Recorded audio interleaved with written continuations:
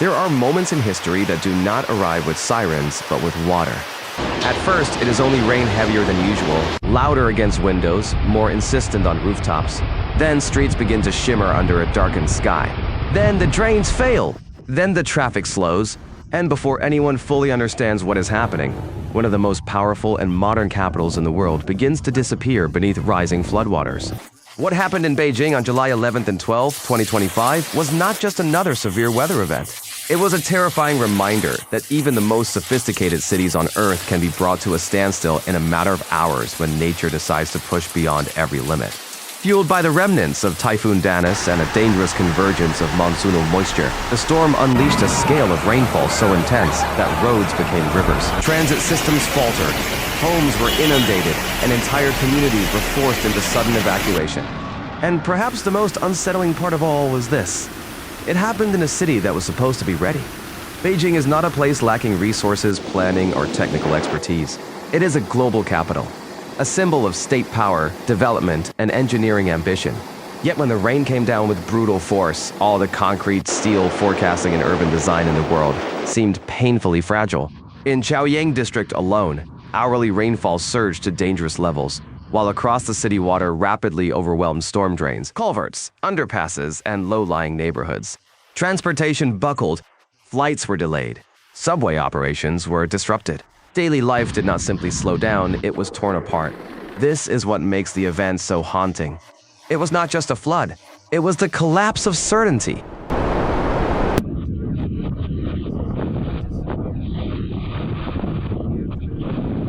Modern cities are built on a promise, spoken or unspoken, that systems will hold, that infrastructure will protect, that life will continue moving no matter what happens outside. But in Beijing, for those terrifying hours, that promise cracked open. The city was no longer a fortress of order. It became a landscape of uncertainty, where families watched streets vanish beneath groundwater, where emergency teams raced against time, and where thousands were forced to leave behind homes, routines, possessions, and the illusion of safety. More than 10,000 people were evacuated across Beijing, while tens of thousands more in surrounding provinces were displaced as rivers rose and flood threats spread outward.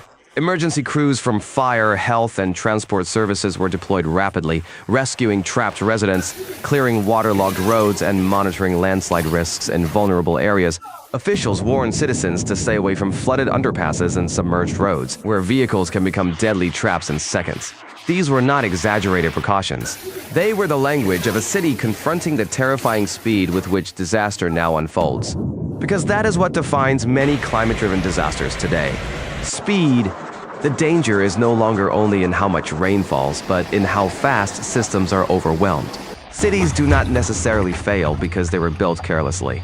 Sometimes they fail because the scale of the event exceeds the assumptions on which they were designed. Drainage systems built for yesterday's extremes are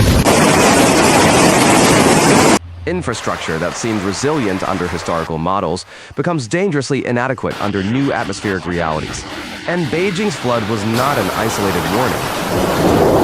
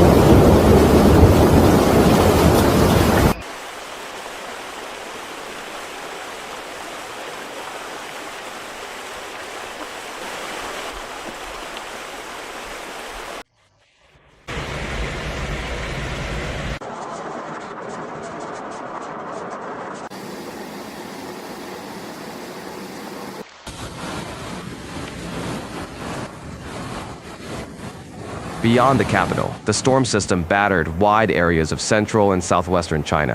In Guizhou and Sichuan, more than 25 rivers exceeded safe flood levels, some reaching historic highs. Entire regions were pushed into emergency response mode. More than 80,000 people were relocated in recent days as authorities warned of further overflows, dam pressure, and possible levee failures. The event exposed not just local vulnerability, but a broader regional crisis, one shaped by the collision of tropical storm remnants, monsoonal dynamics, and an increasingly unstable climate system. That is why this story matters far beyond Beijing. It is easy to watch images of submerged roads and stranded commuters and think of them as distant, dramatic scenes from another country. But this is not really a story about one city. It is a story about every major city now living under the shadow of climate extremes. From Jakarta to Mumbai, from Bangkok to New York, from Manila to Paris, urban centers around the world are being forced to confront the same question. How much of what we call resilience is real, and how much of it is just confidence waiting to be tested? Floods do more than damage roads and buildings. They expose the fault lines beneath modern life. A flood reveals which neighborhoods were built with protection and which were left vulnerable. It reveals whether warnings reach people in time. It reveals how quickly governments respond, how well hospitals prepare, and whether public trust survives the pressure of chaos. It reveals how many people have the means to escape, and how many are trapped by poverty, age, disability, or geography. Water is ruthless that way. It does not only enter streets and houses, it enters the social fabric and shows us where it is weakest. And even after the rain stops, the danger does not end.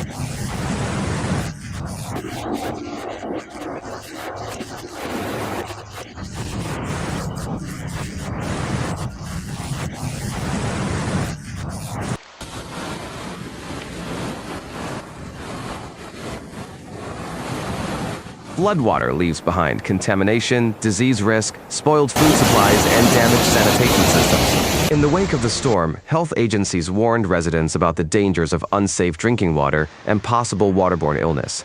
High temperatures and humidity after the floods only deepen the threat. Disaster has phases. First comes the visible violence, the rushing water, the collapsed infrastructure, the panic. Then comes the quieter phase: infection, displacement, fatigue, trauma, and the slow struggle to restore normal life. A city can begin drying on the surface while still suffering underneath. What makes the Beijing floods especially powerful as a symbol is that they arrived after prolonged heats and under broader warnings about intensifying climate patterns.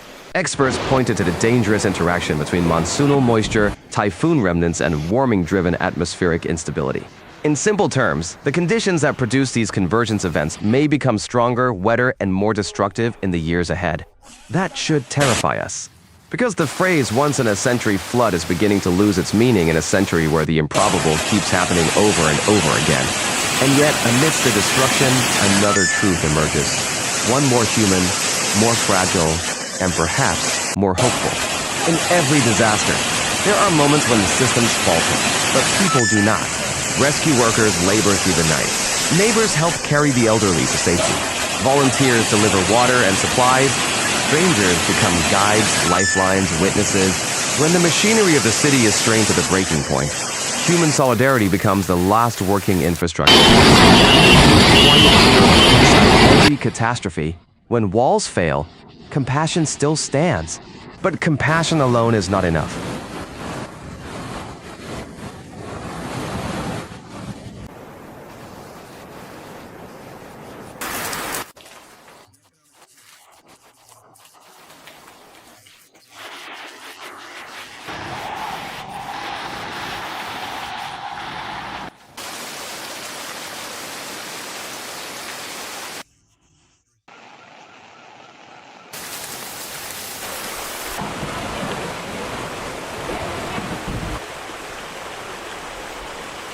If cities like Beijing are to survive the future, they cannot rely on heroism after the fact. They must build wisdom before the next storm arrives. That means redesigning drainage for more extreme rainfall, preserving floodplains, strengthening reservoirs and dam monitoring, protecting vulnerable communities, expanding early warning systems, improving emergency education, and being brutally honest about where current systems are no longer sufficient. A resilient city is not one that never floods. It is one that knows flooding will happen and prepares for it without illusion. That is the real lesson here. Beijing was not simply struck by a storm. It was confronted by a future that has already begun. The images of submerged streets, damaged infrastructure, suspended transit, and displaced families are not just scenes of a local emergency. They are a message to the world. They tell us that climate change is no longer an abstract debate, a policy slogan, or a scientific projection sitting in a report. It is here. It has weight, force, velocity, and consequence. It arrives in the night. It enters through doors. It cuts power. It changes lives. And in the end, the true measure of civilization is not how high its towers rise, but how well it protects its people when the water begins to rise beneath them. Beijing's flood is a warning. It is a tragedy. It is a test. But above all, it is a reckoning. The question now is no longer whether cities should prepare. The question is whether they will prepare in time.